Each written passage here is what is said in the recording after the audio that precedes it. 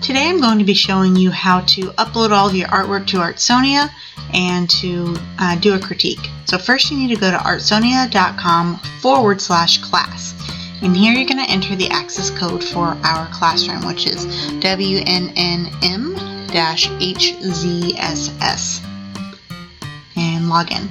Then you're going to search for your name, and it will never have your first and last name, just your first name, and you want to keep it that way. And click on it and it'll ask for your student PIN, which I will give to you privately. Keep this login or PIN number somewhere safe so that you can always log back in whenever you need to. Write it on your agenda or your planner or something.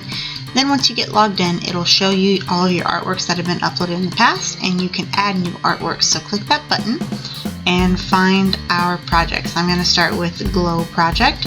And you'll see here that you can upload your image. So this is where you would upload your JPEG file for your final image for that project.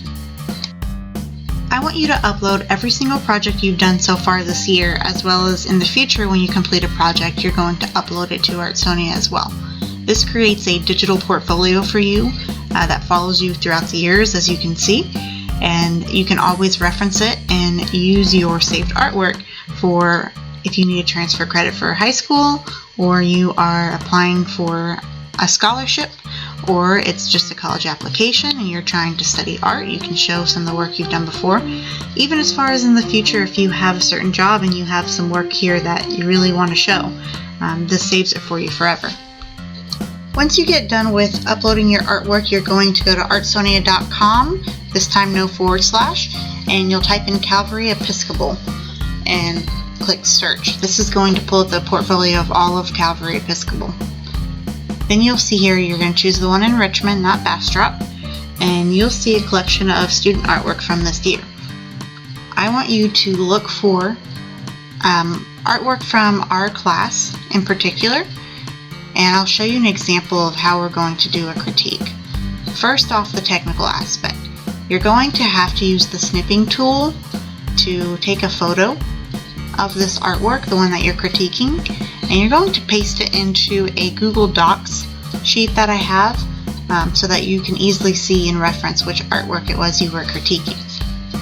Click on the Windows button at the bottom left corner of your screen and start typing snipping, and you'll see the snipping tool, and this is how you can quickly grab an image from the screen of just exactly what you want, and then you're going to paste that image in the left hand column of our critique sheet. The critique sheet is going to have a link. It's a Google document, and the link will be in the description of this video, and only Calvary students can access it. So here's a little example where I've got the image of the artwork that I'm critiquing, the name of the student or the artist who created that, just first name please, and then my first name of the person giving the critique.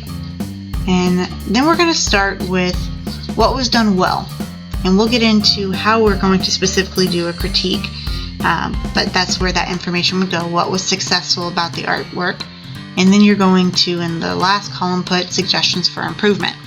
It's important to remember that suggestions for improvement are the opinions, just the opinions of the critiquer. Now for the fun stuff. How do we actually do an art critique? What do we talk about? Well, as a basis, you want to use the elements of art and principles of design. There are 7 of each. In terms of elements of art, we have line, shape, form, color, value, texture, and space. Now, line is just like it sounds. So is shape. Form is just a 3D shape. Color. There are different elements of color and how the color wheel shows relationships between colors. Value. So value is the shades from light to dark of a particular color. Texture. Typically in digital art, we're going to be working with implied texture. So what does it look like it would feel like? And space. How is the space used? In terms of principles of design, we have pattern, rhythm or movement, proportion, balance, unity, and emphasis. So pattern is repeating elements. So any sort of elements of art, like line or shape or color that repeat in a certain formation, have a pattern. Rhythm or movement can be made up, again, of any of the different elements of art. And it's those elements used to create the sense of movement throughout the artwork. And we'll show some examples of that. Proportion is, do things look proportional, or are they out of proportion for a certain reason? Balance. Think of this as visual balance.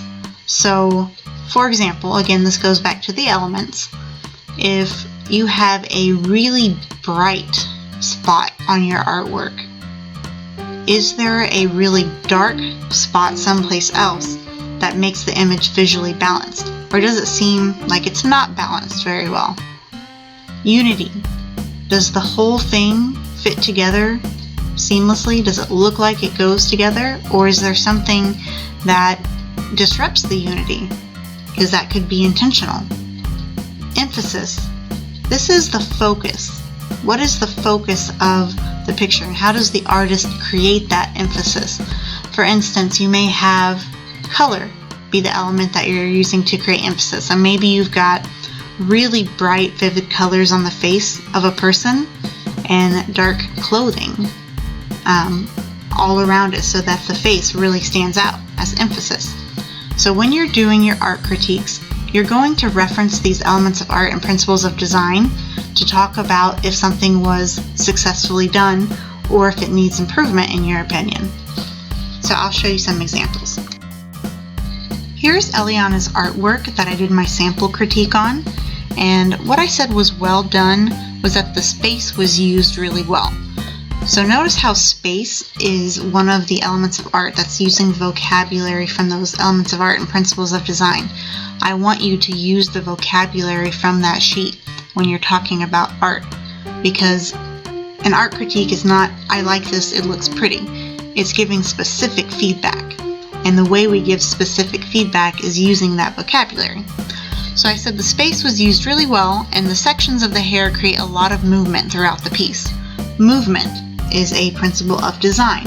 Again, using that vocabulary to describe what's going on in the image that I see. These two things create a successful composition, which means how the space is used, that makes the artwork interesting to view. So that's what I thought she did really well on. Now there are other things that she did really well on, but those were the two biggest things that I mentioned in my critique. Now for the part that everyone gets scared about, at least whenever it's being done for them. It's the suggestions for improvement. Now again, this is supposed to be specific feedback, and use those elements of art and principles of design as a guide. So I said that most of the patterns, principle of design, are very neat and clean, but a couple sections of patterns could have been more successful had a ruler been used. So really just straightening out some of those lines that were meant to be straight lines so it looks a little cleaner.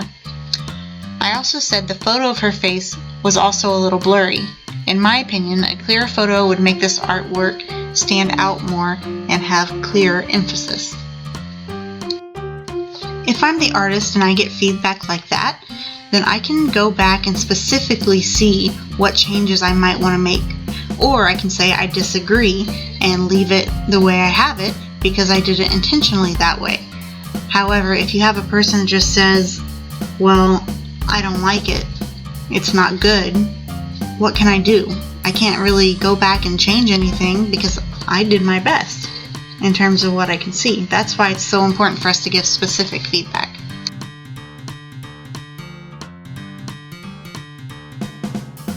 So what are you supposed to do? First of all, upload all of your projects from this year to Artsonia.